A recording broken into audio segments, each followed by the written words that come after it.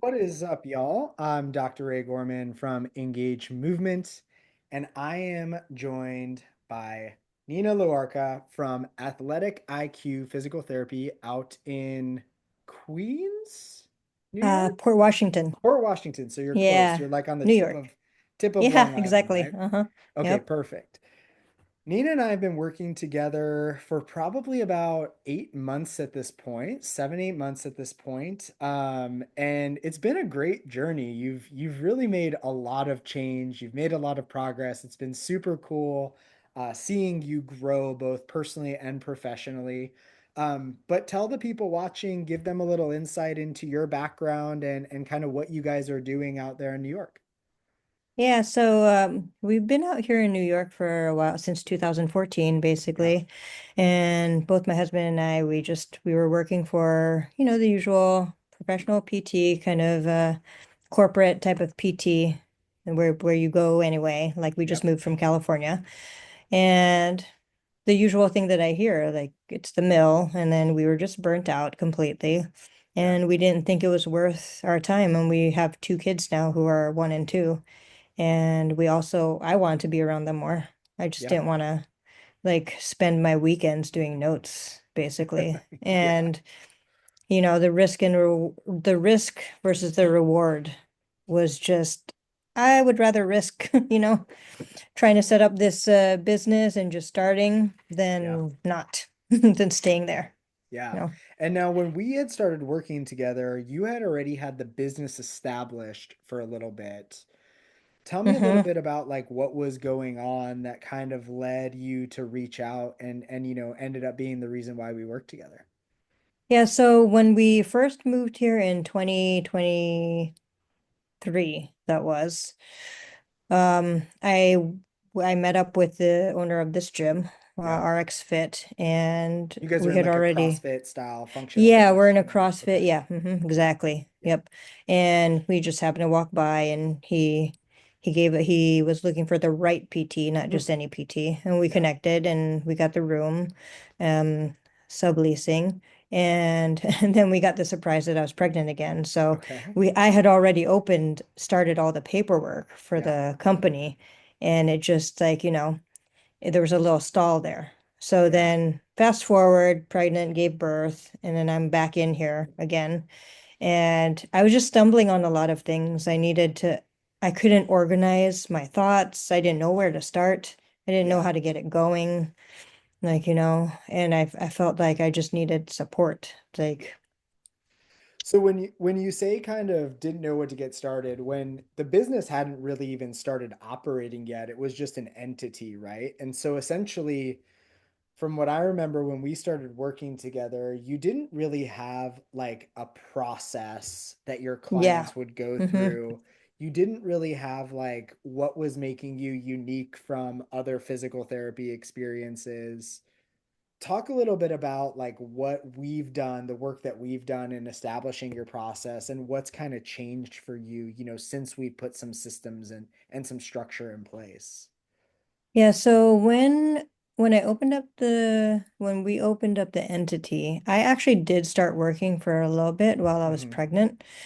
It's just like since I had quit the corporate job, my Yeah. husband was still doing home health. So I still worked on it on Tuesday, Thursdays, but having anything in place wasn't my priority at the time because I just needed income. Yeah, So that makes sense. I was going to the city Tuesday and Uh, Thursdays, and then I yeah. would sporadically see people here, but there was, like you said, zero structure. Yeah. So I was just trying to get through that time. So then fast forward when I was able to like think about things like just I didn't know I didn't even know how people, because in Port Washington people didn't know us. Like, So we had to build a reputation.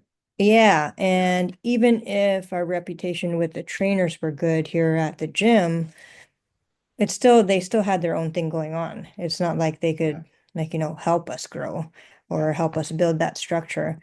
And so all the people that did know me was in the city. So that was Hmm. where Which is a I'd like, pretty like a pretty big commute for you, right? Yeah, it's not horrible, but it's still a commute. It's like I was going twice a week at the time, Okay. and it's about an hour and 15, I would say, door to door. To, each way. Each way. Yeah. So Okay, that that's yeah. Yeah. For New Yorkers that I may know. not be a big I commute. know. For Right. For but I think it's for true. us normal folks who are not Yeah. used to You're that, right. Yeah. I mean, because you got to think about it, right? Like if you're out there for a 4 hour block of time, Hmm. over 50% of your day is, or 50% of your treatment time is then going to be spent commuting, right? Yeah. Because you're probably not going to go out there and see 8 hours of patients. So it starts to cost you Mm-mm. even more money to go in the city once you add in that travel time. I think that's something that people don't really understand, is like when you have Hmm. to make that travel, like you have Yeah. to make sure that everything's kind of worth it for you there. Yeah. Um, Yeah. And that's like basically why I ended up cutting yeah, like one day because I just didn't feel one, it wasn't worth it for me, and again took away time from my kids and my for sure. family, For sure. and like I just didn't want to do it anymore. Like, One of the big like structural problems that I think I remember from us talking together in the early phases was, you had solid price points, but you just weren't collecting a ton of revenue. And one of the things was like you hmm had packages, you offered them, but you never really sold any. Tell hmm me about like how you used to offer packages, like the language that you use versus like what were some of the things that we changed when we started working together that started to increase your package conversions? when I was on my own, I just I barely offered the packages because I didn't even Mm, know how. yeah. Like I Yeah. did not know. I had Was it zero was it idea. intimidating for you? Is that why? Yeah, it was because we always got the insurance objection. Mm, That's what I struggled with. And I think you remember that too, is yeah. it was always the insurance objection. It's like, well, do you take insurance? That was the first question. And I'm Yeah. just like, how do I tackle that? How do I get out of that conversation? And But this was happening after the evaluation, but before the plan of care, right? yes, and it was also happening just as an inquiry. Yeah. Okay. Like I learned from just even the scripts that you guys, that Engage Movement has provided or you've provided, it's like you got to get them through the door, but that the script of like addressing, well, it's not just about insurance, Yeah. changing their mindset and view on like, well, that's not the only question that should be answered. If and I will just say, like, if you guys are listening out there and you're getting insurance objections with your practice, there's two things that we kind of need to do. Number one is we need to just play around with the messaging that clients are consuming before they reach out so that they already know that you don't take insurance, that you're out of network, but you're never going to filter out 100% of them, right? No, So the yeah. other thing that we need to do is we need to make sure that we're structuring it in a way that gets them thinking about the outcome before we talk about payment. So really just kind of saying like, hey, look, I can totally respect that you want to understand or chat about payment options. Before we even go down that route, I'd love to know if I can even help you first. We need to reroute the conversation into what's going on before we have that conversation about payment. But yeah, so you were kind of getting these insurance objections. You were not really making offers for packages. Talk to me a little bit more about that. Yeah, so then we started working together Yeah. and just even, watching the courses on PPGM and like simply a discovery call. Mm-hmm. Like, like you just said, getting them on the phone and like discussing, can I even help you and what's the game plan and what can I actually do for you? Yeah.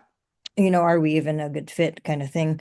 Those were very helpful. And then like getting them when they agree, which most of them do. Like I haven't had Yeah. once I get them on the phone, it's just like it's a matter of just following that script, honestly. Yeah. Following Because the plan. following the plan, because I had my issue before I met you also was I would get lost in my thoughts and then I'd Mm, bring up all this other stuff that's I really don't need to talk about over the phone. Yeah. And that 10, 15 minute phone call is done now turning, well, you might as well done a virtual eval at that point. Yeah, Um, I think one of the big things that people try to do on the discovery call is they try to solve the person's problem or like demonstrate, like we almost turn it into like a subjective history. yeah, And we're trying so hard to sell ourselves rather than selling the person on themselves that they should commit to working with us. And that agree. is the biggest shift that we need to make is like when I hear people's initial discovery call process, it's like we're trying so hard to convince that patient to come work with us, convince that client to come work with us. And we're really making the process about us, where we need to make the process about them. We Hmm. need to understand what's the problem, what's the thing it's stopping them from doing, why is that thing important to them in the first place, and what kind of impact is it having on their life that they really haven't been able to do. And then like you Hmm. start to see a lot of the objections melt away because they actually feel like they've been heard and they've been understood. No, absolutely. And that's actually why it kind of leads into the client attribute profile, because then Yeah. once I have them here, the whole whiteboard, like I've told you even this before, but like the whiteboard changed my entire game because then Yeah. now it was easier for me to just like, I guess, convince them that what they need, and like versus what they don't need, Well, it's and helping them convince themselves, right? It's this that, like yeah, that's, it's this like leading them to water and then saying like you should drink, right? Not like you should drink. Like it's more yeah. suggestive. I was looking back at some of our notes and it was crazy like from our first onboarding call to our 1 month later in time, you went from selling 0 packages to Yeah. 4 packages in 1 month. Hmm. What did that kind of do for the business and for your mindset around like the business being something that was, feasible at that point? Oh, it changed a lot actually, because we went from like having the nanny occasionally Mm, to, not that I wanted her here all the time, but it was just, we were able to increase her pay and yeah, like, um, just have her around to help out a little bit more. But, and then even for me, it just gave me more leniency to be more flexible to be at home, yeah, because all of a sudden we have this like income that like I didn't know it was going to go that fast too. yeah. Like, and then I was like, wait, what's happening? I'm like, oh, this person agreed too. Okay. That's That's nice. awesome. Well, Yeah. it's funny. It's like everybody thinks they want more money, but really they want the freedom that having more money buys. They want more family time. They want more support. They want more structure. And Yep. it was really cool to see that happen for you very quickly in the process, honestly. Yeah. Um, Yeah. And it was wh- just really the change of the verbiage that I used, how I delivered my message. mm, And it was the support that I had, like, from you. Yeah, I appreciate It's that. I like, I I think that's a really important thing to touch on though, because it's like it's not like we came in and we said, Nina, you're doing everything wrong and all of these things need to change. It's yeah. like we kind of came in and we said, okay, like the process makes sense, but these are the things that we need to tweak. Did you feel like it was this massive overhaul of the business, or did you really feel like it was just like these subtle tweaks that, they were one little thing that increased, that moved the needle 20%? No, no, it was definitely just subtle tweaks, because Yeah, like it's not like I was getting, I mean, aside from insurance objection, but I was already getting inquiries from like the trainer here. She yeah, always like referred people. So that wasn't an issue either. And it was just changing the way I delivered my message and almost kind of valuing myself. Like what yeah, I offer matters. Like, yeah, yeah, it's like, no, I'm not gonna like, and it again, it's not about the money, but it was the value. yeah, Like, and like if I say this is my price point, and then I drop it like 50, $75. Like, but I do so much for you to change your life. Well, and it's funny too because I think a lot of PTs think that their price is the problem, especially when they're in the cash-based out of network setting. And then what happens is they lower their prices and they end up having the same exact problem, right? Yeah. So it's like one of the things that we do is, we've really like helped, like you said, kind of teach you how to value your services, but also teach you how to set boundaries of what is and Yeah. isn't accessible in the business, acceptable in the business, not accessible, but really teach you how to set boundaries on like, well, what are the things that you are willing to do? What's the negotiation process that you are willing to make with clients? What are kind of the rules that you're able to create in the business so that you can have a little bit of structure? And it's been really cool to kind of see that happen. Mm-hmm. What do you feel like has been some of the things that have been unique about us working together? Well, I mean, just the PPGM model itself, like, I think I mentioned this to you before that I kind of came across you through another job, Yeah, like your remote programming. It was the remote programming yeah, that was just so unique to me because I felt like that fit with something that I wanted to do. yeah, But like you have Tyler, you have yourself yeah, and like Kate, but all the videos and education on how to like, go through those type of issues, like not even just the business aspect, because the business and the budgeting like videos also yeah, help and the phone calls, but like having that type of support and resource yeah. is what I wanted to say. That's I think unique because like I run into it all the time, that problem issue all the time. Like, With where just do like I the go? the clinical model of like writing the program, actually manage it. Yeah. So just Yeah, just so and you offering it. guys, for those of you out there listening, when Nina refers to the PPGM, she's talking about our program is called the Performance Provider Growth Model, and that is our blended practice model, which combines in-person services with a virtual offer that we call a prescriptive exercise program. And one of the things that really makes us unique from other companies out there is most companies that do cash-based consulting or, business consulting are saying, "Hey, we'll help you with the business side." But what one of the things that we actually do is we actually give you like a clinical structure that builds on the business model. So we help you construct your evaluation so that it stands out differently from a traditional PT evaluation. We help you go through, data collection metrics so that when you create the virtual program, it doesn't take you an hour and a half to create the program and an hour per week to manage it. We make it really efficient and we make it in a way that you can actually make money on your programming process, not just add a programming process that has, costs you money, right? Mhm. Now, you guys have added some recurring revenue into the business from that as well. What has that kind of done for your peace of mind as a business owner?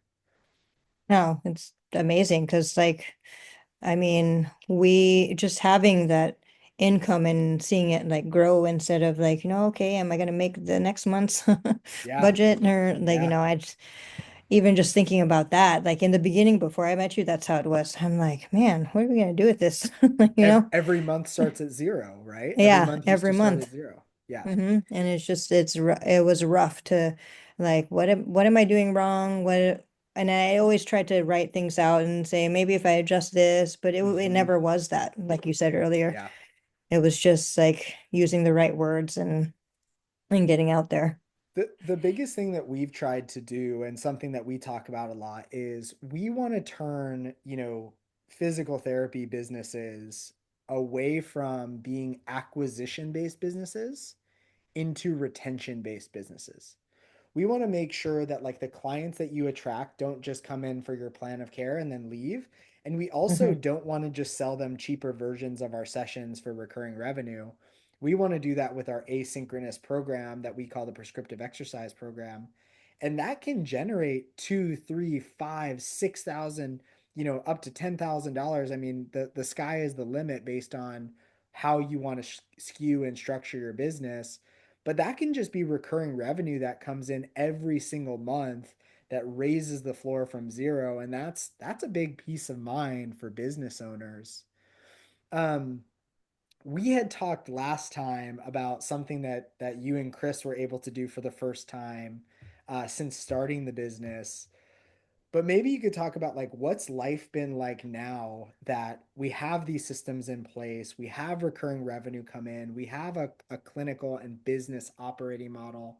What's life been like for you guys now that's been different from when we started? No, I mean, we were finally able to take a vacation, which was really nice, Yeah, and be away for 10 days and not have to think about, literally not have to think about anything. I yeah, mean, I had messages come in, but it's like, yeah, I was yeah, on vacation, so I yeah, didn't really pay attention too much to it. So like just being able to have that peace of mind to go away and now, oh, like, you only have 2 weeks and you have to go back to the same grind, like yeah, same PT mill, like yeah, it's and I didn't have a time constraint really. It was 10 days because we chose 10 days, but like, I wasn't using my vacation time or things like yeah. that. So it was good. I mean, and like even when you mention with the prescriptive exercise programming, it doesn't take me that long to that. And even like I recently asked you about exercise programming, Yeah. like when you're making the tweaks on it or just even checking a message or two, it doesn't really take that long. But like you mentioned, it's recurring revenue. So it's like, Recurring revenue creates that stability, and also like for those of you listening out there, do not just price your prescriptive exercise program at your hourly rate. Like you deserve more than that. It's a really valuable piece of the journey, and we want to make sure that like your effective hourly rate is going up, not staying the same or going down. You guys also were able to, if you're comfortable sharing about, the investment that you made, you were oh also able yeah. to do something that you haven't been able to do, Yeah, yeah. since Actually, the that's funny. inception Yeah. of the business. Talk a little bit about that.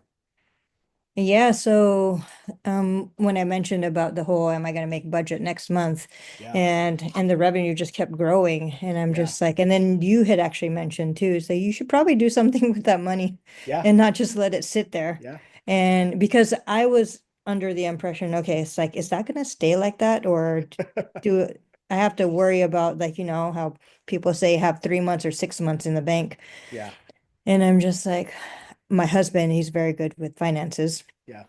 And he was like, no, no, like, I mentioned to him that Ray said we should probably invest some of that money. He said, Yeah. yeah, yeah, we should. Yeah. So we like literally yesterday it posted and I was like, wow, that's the first investment that I've made from the business, money from the business. That is Because so awesome. as you know, we plan on moving. So Yeah. it's like it's very important for us to have all of that right now because we're giving ourselves about a year and then we Yeah. move, you know. Well, the big takeaways that I've kind of seen, in the time that we've worked together, the 8 months that it's been, which so much change over 8 months, but literally in that time frame, it went from, the business was kind of struggling to generate revenue Hmm. to we were able to take a vacation and I was able to take 10 plus days off, travel across the country, not worry about the business. And then also I was able, like, this was like the best thing that's ever happened to me was like when you said like, hey, we've been able to invest in our retirement for the first time from the business. Like Yeah. that is such a cool win as Hmm. a coach when, our model is really about reinvesting into yourself and pulling funds out of the business and investing in the future. And so I'm so pumped for you and Chris, and I'm excited for what is to come for this next phase of time. Hmm. What's maybe something that you would say to somebody out there who is on the fence of, getting some support with coaching, who is maybe struggling and doing it themselves? Like, what's a message that you would kind of leave for them? No, I'd definitely tell them to invest in themselves. It's like it's worth it.